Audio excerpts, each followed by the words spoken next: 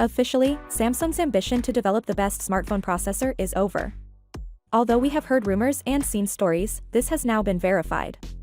The Exynos 2500 has been discontinued by Samsung. This paved the way for the Galaxy S25 series to utilize the Snapdragon 8 Elite processor solely globally, meaning that you can now experience Samsung's finest performance without purchasing the Ultra variant for the first time.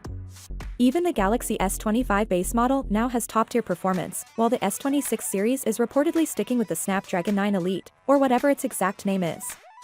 The Snapdragon 8 Elite processor, which touts an astounding 44% improvement in power economy over the previous generation, is still the reason I believe the S25 series will be much more efficient overall. Samsung has discovered a solution to save costs by using M13 OLED panels instead of the more recent M14 panels in the Galaxy S25 series.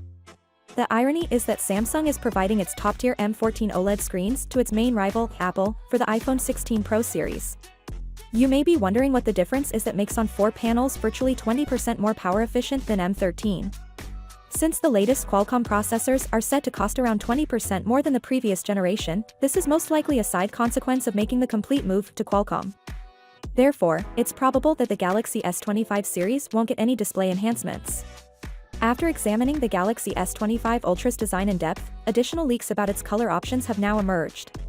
The Galaxy S25 Ultra is nearly guaranteed to include a titanium side frame, but what colors will the gadget come in?